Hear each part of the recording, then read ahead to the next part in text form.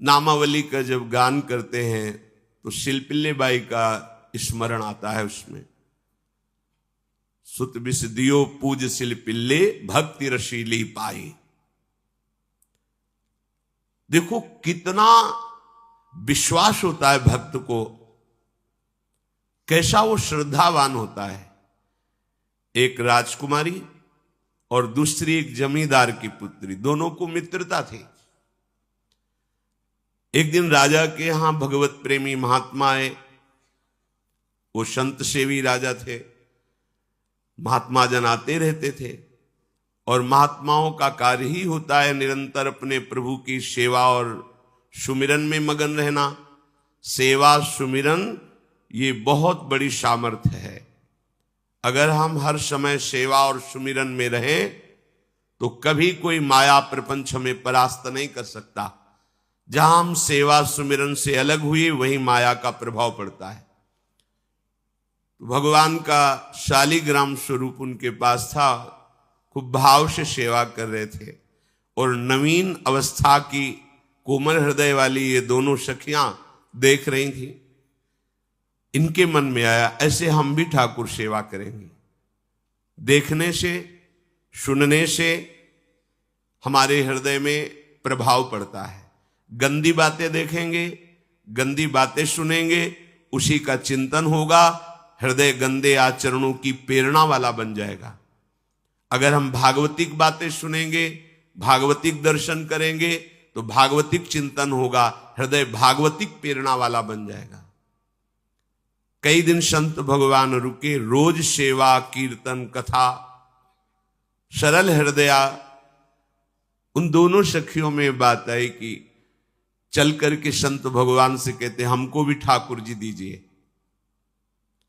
दोनों ने चरण पकड़कर प्रार्थना की, गुरुदेव हमारे हृदय में भी इच्छा हो रही कि हमें ठाकुर सेवा मिले।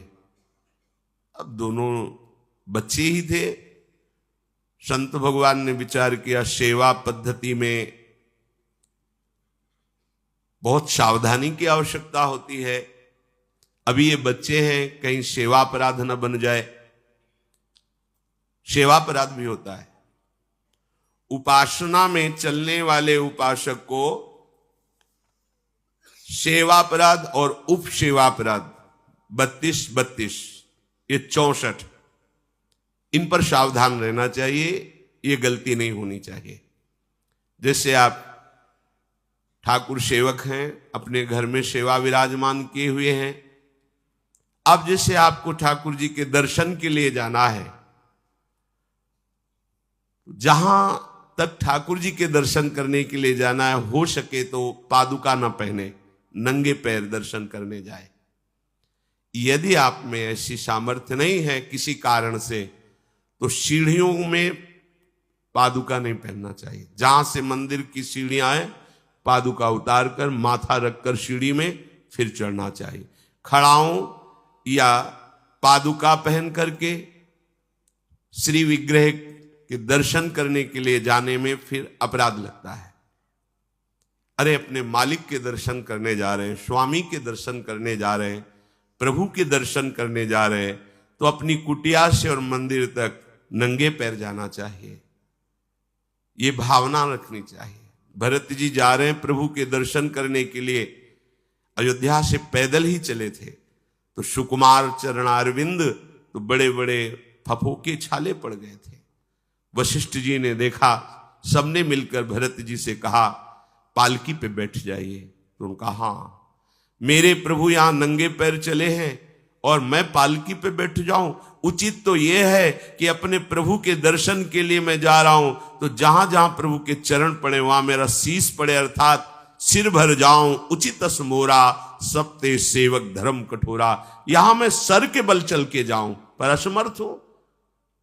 तो आप कह रहे हैं पैर में छाले पड़ गए, आप सवारी में बैठ जाइए। ऐसा नहीं हो सकता। तो अपने प्रभु के दर्शन करने के लिए जब जाए तो हो सके, सामर्थ्य हो तो पादुका न पहने, कोई खड़ाऊं चप्पल जूता आदि ना पहने। अगर पहने तो बस सीढ़ी तक ही पहन कर जाए, ऊपर सीढ़ियों के नहीं। इतने सुकुमार मत बनो, ये आग में जलाया जाएगा शरीर, ये गाड़ दिया जाएगा शरीर, इससे ज्यादा प्यार ना करो। अब इतना दृढ़ विश्वास कि ये बच्चे हैं, सेवा भाव कैसे पूर्ण कर पाएंगे? तो उन संत भगवान ने दोनों बच्चियों से कहा, आप कल ठाकुर जी लाएंगे, हम आपको दे देंगे। तो गांव में घूमे तो आसपास गोले गोले से पत्थर मिले, पत्थर लाए 2 और कहा कि ये लो तुम्हारे ठाकुर जी हैं। दोनों को दिया। देखो गुरु वचनों पर और गुरु प्रदत्त सेवा वस्तु पर कितना भाव होना चाहिए। उन्होंने दृढ़ विश्वास किया कि मुझे भगवान गुरुदेव ने दिया, ये भगवान है मेरे। दोनों ने अपने हृदय से लगाया। अब एक जमींदार की पुत्री थी, एक राजकुमारी, स्वर्ण के सिंहासन में, और उनका नाम रखा सिलपिल्ले ठाकुर। सिल मतलब पत्थर, तो उनका तुम्हारे ठाकुर का नाम सिलपिल्ले गोविंद है। दोनों सिंहासन पर रखकर आराधना करती। भाव प्रतिपल बढ़ता गया, नाम निरंतर जप। गुरु प्रदत्त ठाकुर पर विशेष चमत्कार हृदय में प्रकट होता है यदि उन्हीं की नियमावली से चलो। अपने मन से बाजार से खरीद लाए, विराजमान किए हैं, कभी सेवा की कभी नहीं की, वो भी अच्छा है, कम से कम भागवतिक भाव तो है। लेकिन सिद्धि जो प्राप्त होती है वो गुरु कृपा से, गुरु प्रदत्त ठाकुर से। जैसे धन्ना जी को भांग के बट्टे में ठाकुर जी प्रकाशित हो गए, गुरु प्रदत्त। अब ये सखियां जब बड़ी हुई तो इनके ब्याह की बात हुई। तो जो राजकुमारी थी उनका राजकुमार से किसी से ब्याह तय हुआ, ब्याह हो गया। अपने माता पिता से जब विदाई ली तो अपने ठाकुर जी को जो सिंहासन में थे, सिंहासन से एक सुंदर पेटी में से और गोद में रखकर, और अंदर ही अंदर जल रहे हैं कि प्रभु मैंने प्रीतम आपको माना है, संसार के व्यवहार में ये प्रीतम बना हुआ है, पर प्रभु हमारे प्रीतम 2 नहीं हो सकते, हमने हृदय से आपको माना। इसी विचार में वो बड़ी उदास है। पहले पालकियों में ऐसा राज सैनिक चल रहे हैं, पालकियों में वो बहू जा रही है और राजकुमार घोड़े पर। राजकुमार बार बार पालकी के समीप जाता, दर्शन करने की इच्छा होती है ना, तो उदास देखता, मन में बड़ी गिलानी हुई। उसने कहा, एक नदी थी, उसने कहा यहां हम थोड़ी देर विश्राम करना चाहते हैं, राजकुमारी की पालकी रखी जाए और सैनिक दूर खड़े हो। तो राजकुमार वैसे ही आज्ञा हुई। तो बात करना चाहते हैं, पर वो ना देखती है और ना बात करती है। और इतना सुंदर रूप, क्योंकि ब्रह्मचारिणी और भगवत आराधना। अब उसके हृदय में जलन हुई कि ऐसा क्या है जो हमसे बात नहीं कर रही। बस बार बार ऐसे पिटारी खोल के ऐसे ठाकुर जी को देखती। नाम जप और सेवा के प्रभाव से वो सिल नहीं रह गया था, वहां उसको सांवरे श्याम सुंदर की झांकी मिलती थी। जब अपने शिल्पिल्ले ठाकुर जी को देखती तो ललित त्रिभंगी श्री लालजू महाराज श्याम सुंदर दिखाए, अत्यंत आसक्ति। गुरु प्रदत्त किसी भी शब्द में, किसी भी वस्तु में दिव्यता होती है, बस हमारी भावना होनी चाहिए। अरे बोले ये हम नहीं दे सकते, ये गुरु प्रदत्त है, नहीं हम प्राण दे सकते हैं, लेकिन ये नहीं। जिसका गुरु वचन पर, गुरु प्रदत्त वस्तु पर, गुरु प्रदत्त ठाकुर पर दृढ़ निष्ठा हो गई, वही सिद्ध हो जाता है। अब उसने समझ लिया कि पिटारी में जो कुछ है यही हमारे और राजकुमारी के बीच में बाधा है। 2-4 दासियों को बुलाया और कहा इनको बातों में उलझाओ, पिटारी पीछे हमें दो। वो प्रवीण दासियां उनको विनोद भाषा में, हंसी मजाक में बात, लेकिन वो उदासीन। धीरे से गोद में पेटी थी, ले ली, हम लिए हुए हैं, आप बातचीत में सारा, और पेटी उनको दे दी। राजकुमार ने राजकुमारी से कहा यही पेटी तो हमारे आपके बीच में बात, फेंक दी नदी में। अब तो जो उसके हृदय में पीड़ा हुई, भारी व्याकुलता। अब राजकुमार है, सैनिकों के साथ तुरंत पालकी उठवाई, महल ले गया। पर वो आसक्त है, इतनी सुंदर राजकुमारी, क्योंकि भागवतिक तेज से संपन्न में आकर्षण होता है। राजकुमारी ने कहा, यदि हमारे ठाकुर नहीं तो मैं नहीं। आज से अन्न जल त्याग, प्राण त्याग दूंगी अगर हमारे ठाकुर जी हमारे समीप नहीं तो। आज से अब एक बूंद पा कैसे पिए? अपने ठाकुर को भोग लगा के पाला है और ठाकुर जी फेंक दिए गए। भारी व्याकुलता, जैसे मीरा जी कहते, दृश्य बिन दुख न लागे नैन, न रात में नींद है न दिन में अन्न जल है, व्याकुलता। अब भयभीत हो गया राजकुमार। पूरा महल इस विषाद से हो गया कि अगर नवीन राजकुमारी प्राण त्याग देती है तो क्या होगा लोक समाज में, कि अभी नवीन राजकुमारी गई, ये लोग ऐसे निर्दयी हैं कि ऐसा व्यवहार किया कि उसने प्राण त्याग दिया। राजकुमार घुटने में आ गया, घुटने टेक कर राजकुमारी से कहा, मैं तुम्हें दुखी नहीं करना चाहता, पर मैं तुमको छोड़ भी नहीं सकता। अब हमें आप वो उपाय बताओ जिससे आप मुस्कुरा दो, आप प्रसन्न हो जाओ। तो उनका, हम अपने ठाकुर के बिना जीवित नहीं रह सकती। यदि आप हमें जीवित देखना चाहते तो हमारे ठाकुर जी ला के दो। ठाकुर जी को नदी में फेंक दिया था। पारिवारिक जनों के साथ राजकुमार उस नदी के तट पर गए और राजकुमारी से कहा, तुम्हें इतना प्रेम ठाकुर जी से, तो तुमसे ठाकुर जी कितना प्रेम करते हैं?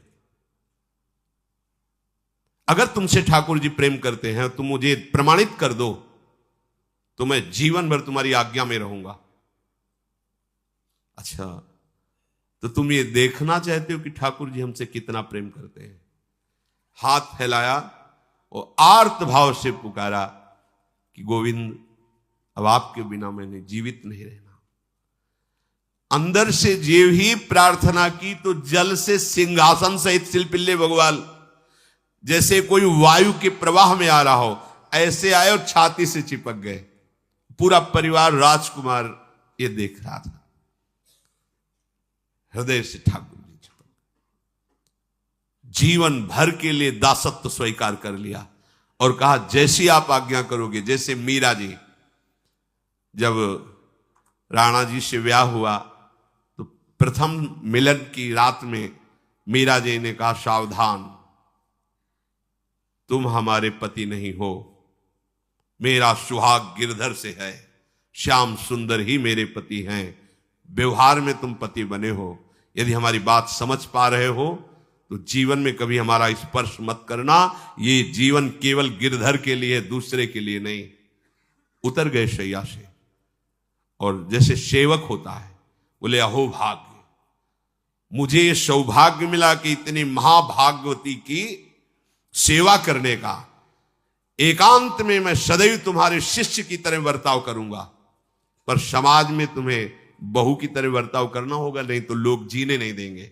समाज में पत्नी की तरह और एकांत में गुरु शिष्य के, तुम हमारी गुरु होगी और हमसे। ऐसा ही बर्ताव राणा ने जी, ऐसा ही उस राजकुमार ने दिया। हमारी भागवतिक निष्ठा ऐसी होनी चाहिए कि जो गुरु जी ने मंत्र दिया है, जो गुरु जी ने उपासना दी है, उसमें दृढ़ विश्वास होना चाहिए। हमारे अंदर किंचन मात्र फिसलाव नहीं होना चाहिए। और आगे जो महामहिम सूत्र है, जब तक हमारा मन प्रभु में समर्पित ना हो जाए तब तक पाप होने की संभावना होती है। बड़े बड़ों से चूक हो जाती है। इसमें यह नहीं कहा जा सकता कि हम इतने वर्ष से साधन में लगे, हमसे चूक नहीं होगी, ये तो भूल जाना। बड़े बड़ों से चूक करवा देना माया का कार्य होता है, पर जिनका मन प्रभु को समर्पित हो गया है उनसे चूक नहीं हो सकती। इसलिए जो अगला सूत्र वर्णन किया कि जितने भी पापाचरण होते हैं वो सब मेरे से होते हैं, ऐसा उपासक दृढ़ निश्चय करे। ऐसा नहीं कि पापाचरण भगवान से, भगवान करा रहे हैं। जिन लोगों का एक प्रश्न होता है कि जब सब कुछ भगवान करा रहे हैं, भगवान की इच्छा के बिना पत्ता भी नहीं हिलता, तो जो हम पापाचरण, गलत आचरण, वो भी तो भगवान ही करा रहे हैं। इस विषय को समझना है। आज के समाज का जो मानसिक स्तर है, जब हम त्याग की बात करते हैं कि गंदे आचरण नहीं करने चाहिए, तो जो समझाया जाता है और जो समझ है आज की आधुनिक, वो ये समझ है कुछ ऐसे जनों ने ये निर्धारित भी किया है कि बहुत भोग कर लेने पर फिर समाधि की प्राप्ति होती है। अगर ऐसा होता तो लाखों लोग समाधि को प्राप्त होते, लाखों लोग बिना साधना के। क्यों? बचपन से लेकर के पूरे जीवन तक भोग ही भोग रहे, सब समाधि में पहुंच जाते। प्रायः सबके दिमाग में बात बैठी है कि अगर हम भोग ले तो हम मन को समझा सकते हैं, लेकिन आप बात अनुभव की समझ लीजिए कि आप भोगने के लिए जो ही गए तो मन के गुलाम बन करके गया, वो कभी तुम्हें मुक्त होने का अवसर नहीं देगा। और आज तक किसी ने भी ऐसा नहीं कहा भोग भोगने के बाद कि आज के बाद मैं प्रण करता हूं, मैंने जान लिया कि इसमें सुख नहीं है, आज के बाद कभी भोग नहीं भोगूंगा। कभी किसी ने नहीं कहा। सबको इस दलदल में गिरने के बाद सदगुरु या भगवान ने ही निकाला है, स्वयं आज तक कोई निकल नहीं पाया, कोई नहीं निकल पाया। ये ऐसा दलदल है। पर लोगों की भ्रांति रहती है कि ये जो मेरा मन जिन भोगों के लिए लालायित हो रहा है, उन भोगों को खूब भोगूं, फिर बाद में अनुभव जब हो जाएगा तब हम इनका त्याग करके फिर भजन मार्ग में चलेंगे। जो भजन मार्ग में चलते हैं उनके मन में भी लगा रहता है कि अगर एक बार भोग लूं तो मन को समझा तो सकता हूं। यह है आधुनिक सोच, यह है हमारे मानसिक सोच का स्तर। सब लोग देख लीजिए। अब भागवतिक सोच और शास्त्र सिद्धांत का जो मत है वो ये है, ये डंके की चोट से गाया गया है और इसी मार्ग में चल करके समाधि को प्राप्त हुए महापुरुष। एक भी कोई ऐसा समाधिस्थ महापुरुष बता दिया जाए विश्व में जिसने भोगों के भोगने के बाद समाधि को प्राप्त हुआ हो। जैसे हम भोजन कर लेते हैं तो लगता है अब कुछ नहीं, लेकिन 6 घंटे व्यतीत होते होते पर्चा बन जाएगा कि ये चीज फिर चाहिए खाने को। ऐसे ही कोई भोग भोगने के बाद कुछ क्षण के लिए उससे विरति हो जाती है, ठीक है, लेकिन फिर कुछ मिनट होने के बाद फिर नई स्फुरना, नया संकल्प, नई क्रिया, नई भोग वासना सब हृदय में देख लो। इसके लिए किसी और से सलाह लेने की जरूरत नहीं। इसलिए ये जो संतों का मत है, शास्त्र का मत है कि भोगों के भोगने से भोग वासना दृढ़ होती है, कामना बढ़ती है, ना कि शांति मिलती है। लेकिन आधुनिकता में भोगों को भोगने से शांति मिलती है, ऐसी धारणा बनी हुई है और ये गलत है। और ये इतनी गलत हो जाती है कि हम हत्या करने लगते हैं, हिंसा करने लगते हैं, पूज्य जनों के साथ दुर्व्यवहार करने लगते हैं। आज तक भोगों में इति नहीं हुई। देवयानी जी भगवान शुक्राचार्य जी की पुत्री हैं। वो इतनी सुंदर हैं कि कोई अप्सरा भी उनसे होड़ नहीं कर सकती, क्योंकि भगवान शुक्राचार्य की पुत्री जितेंद्री, पवित्र, भगवत आराधन संपन्न। बड़ा प्रसंग है, उसको ना लेते हुए हम सारांश में बता रहे। वृषपर्वा की पुत्री शर्मिष्ठा, ये असुर राजकुमारी है। दैत्यराज वृषपर्वा, उनकी पुत्री शर्मिष्ठा, और दैत्य गुरु भगवान शुक्राचार्य, उनकी पुत्री देवयानी बड़े समाज के साथ जंगल में गई हुई थी। एक बड़ा दिव्य सरोवर था, तुलसी में सब राजकुमारियां स्नान कर रही थी। अचानक वहां से कोई महात्मा निकले तो जल्दी में सबने वस्त्र धारण किए। तो शर्मिष्ठा के वस्त्र देवयानी ने और देवयानी के वस्त्र शर्मिष्ठा, वो महात्मा निकल गए। वहां कोई उनको टिकना तो था नहीं। देवयानी ने देखा कि मेरे पवित्र वस्त्र, देवयानी ने वस्त्र धारण नहीं किया शर्मिष्ठा के। जो महात्मा चले तो देखा कि हमारे वस्त्र राजपुत्री शर्मिष्ठा धारण किए। तो उनका तुझे पता है मेरे वस्त्रों को स्पर्श करने का भी तेरे को अधिकार नहीं, तूने धारण कैसे कर लिया? तो उनका ज्यादा मत बोल, इतना गुमान करके मत बोल। जैसे सब सेवक पलते हैं मेरे महाराज से, ऐसे तेरा पिता और तू भी मेरे महाराज के द्वारा ही पोषित है, क्योंकि वो तो राजा है, सारी सेवाएं वही देते हैं। ऐसा नहीं बोलना चाहिए, क्योंकि गुरु पुत्री है, आचार्य पुत्री है और सम्माननीय है, पर ऐसा वो बोल गई शर्मिष्ठा। देवयानी ने कहा, तुझे पता है अगर मेरे पिता की दृष्टि बदल जाए तो 2 मिनट में देवता तेरे पिता सहित संपूर्ण राज्य को नष्ट कर देंगे। मेरे पिताजी के भय से ही देवता आक्रमण नहीं कर। शुक्राचार्य मंत्रवेत्ता है। ज्यादा बात बढ़ गई तो राजकुमारी का शासन चलता है। उसने कहा इस गुरुपुत्री को उठाकर कुएं में डाल दिया जाए, और उस समय वस्त्र धारण नहीं की हुई थी, उनको उसी स्थिति में डाल दिया गया और वो चली गई। उसी समय शिकार खेलने के लिए महाराज ययाति चक्रवर्ती सम्राट तो आवाज सुनी। सैनिकों ने बताया कि कोई देवपुत्री है, दिव्य तेज प्रकाशित हो रहा है उनके शरीर से, और दूर से देखा है ऐसा लग रहा है कि शायद वो वस्त्रहीन भी हैं। उन्होंने कहा तुम लोग दूर जाओ, और स्वयं महाराज ययाति गए और उनको तो जब हाथ पकड़ के निकाला और अपने वस्त्र से उनको आवेष्टित किया तो उन्होंने कहा कि हमारी आर्य मर्यादा है, एक बार आपने हमारे शरीर को देख लिया और हमारे हाथ को पकड़ लिया, अब आप हमारे जीवन भर के लिए पति स्वरूप हैं, ये स्वीकार कीजिए। तो उन्होंने कहा कि देवपुत्री मैं तो आपका परिचय भी नहीं जानता हूं, आप कौन हैं? तो उन्होंने कहा भगवान शुक्राचार्य की पुत्री देवयानी। घुटने पे हो गए तत्काल। उन्होंने कहा इतने बड़े महापुरुष की पुत्री के साथ मैं ब्याह कर सकूं, मेरी सामर्थ्य नहीं, क्योंकि मैं क्षत्रिय कुल में प्रकट हुआ राज परिवार से हूं, और वो तो देवताओं के द्वारा भी वंदनीय है शुक्राचार्य जी। तो उनका आप निश्चिंत रहो, ये विषय मैं संभालूंगी, पर आप मेरे पति हैं, ये स्वीकार कीजिए। बोले यदि शुक्राचार्य जी इस पर राजी हैं तो हम ये बात स्वीकार करते हैं।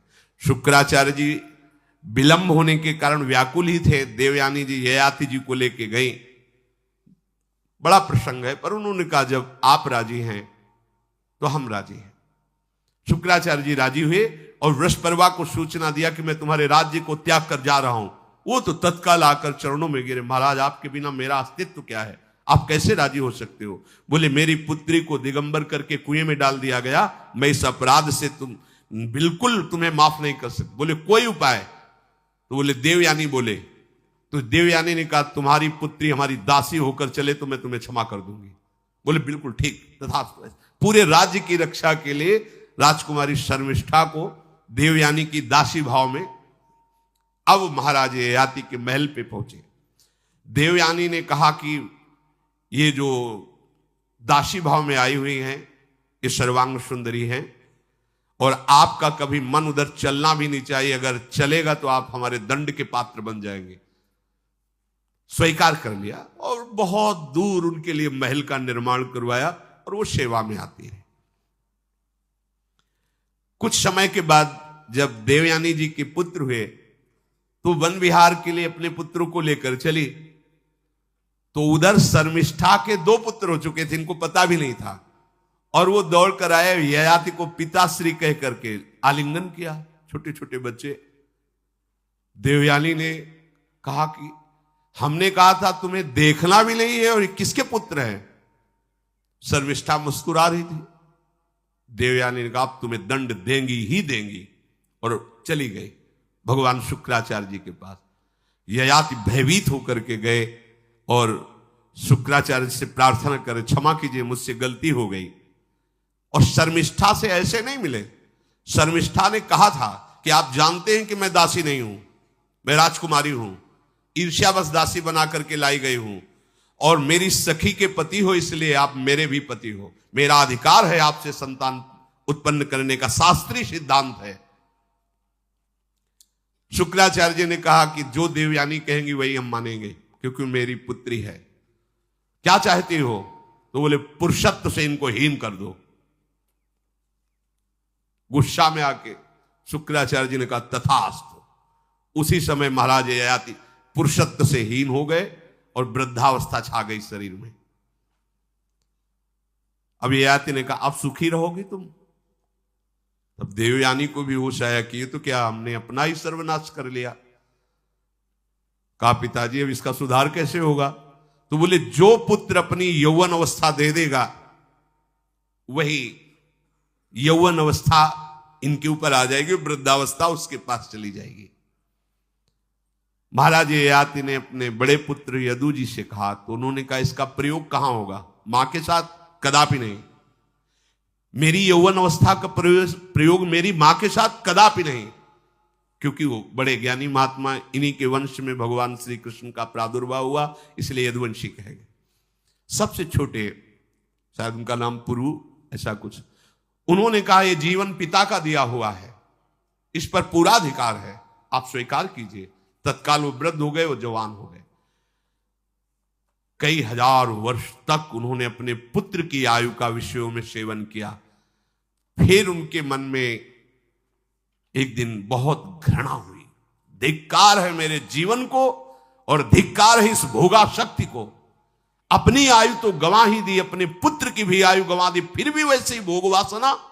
तो उन्होंने सबको शिक्षा देने के लिए बात कही, यत् पृथिव्यां व्रीहि यवं हिरण्यं पशवः स्त्रियः न दुह्यन्ति मनः प्रीतिं पुंसः कामः तस्यते न जातु कामः कामानाम् उपभोगेन साम्यति हविषा कृष्णवर्तमेव भूय एवाभिवर्धते यदा न कुरुते भावं सर्वभूतेष्वमङ्गलं समदृष्टेस्तदा पुंसः सर्वा सुखमया दिशा या दुस्त्यजा दुर्मति भीर्जीर्यतो या न जीर्यते ताम तृष्णा दुःख निवहाम शर्म कामो द्रुतम त्यजेत। जिसका हृदय काम से व्याकुल हो गया है उसको त्रिभुवन की सारी सुंदरी स्त्रियां दे दी जाएं, जौ धान्य स्वर्ण पशु सब वैभव, तो भी वो कभी तृप्त नहीं हो सकता। ये महाराज ययाति का अनुभव। त्रिभुवन की विषय भोग भोगने से भोग वासना शांत नहीं होती, वरम और प्रबल हो जाती है। जैसे घी की आहुति डालने पर आग भड़क उठती है, वैसे ही भोगों को भोगते हुए रहने पर भोग वासनाएं प्रबल रूप धारण कर लेती और वो इतना कमजोर हो जाता है कि सोचता है मैं इसके बिना जी नहीं सकता। जब मनुष्य किसी भी प्राणी से राग कर बैठता है तो उसके हृदय की सामर्थ्य नष्ट हो जाती है। किसी भी, देखो ना, छोटे छोटे नशाओं में इतना हम आसक्त हो जाते हैं, अब हम इसके बिना जी नहीं सकते। किसी भी वस्तु का जब हम भोग करते, इसके बिना जी नहीं सकते। इसलिए सबको संदेश महाराज ययाति देते हैं, यदि तुम अपनी कामना को शांत करने वाले, रोकने वाले बन गए तो दसों दिशाएं तुम्हारे लिए सुखमयी हो जाएंगी। विषयी पुरुष को तृष्णा रात दिन जलाती रहती है, बहुत भोग भोगने पर भी वो कभी शांति या तृप्ति प्राप्त नहीं कर पाता। इसलिए जब हम भगवत मार्ग में चलते हैं तो ये तृष्णा और कामना ये डाइन की तरह हमारे हृदय में लगी रहती है। तृष्णा, भोगे हुए भोग को बार बार भोगने की इच्छा, कामना, सुने हुए देखे हुए भोगों को भोगने की इच्छा। तो उपासक जब तक अपने मन को प्रभु में नहीं दे पाता तब तक मन ये धोखा दे देता है। इसलिए बहुत सावधान रहना चाहिए। प्रभु की शरण में हो करके नाम जप करो और सदैव गुरुजनों की आज्ञा पर रहो, तो ये काम, कामना, वासना, ममता, आसक्ति, राग, द्वेष ये तुम्हें बांध नहीं पाएंगे। इनकी कृपा से आपको भगवत साक्षात्कार हो जाएगा। गुरु वाणी, संतों की वाणी, ये हमारा जीवन बन जाए। अगर ये जीवन नहीं है तो फिर मन हमें ऐसी जगह फंसा देगा जहां से हम निकल नहीं पाएंगे।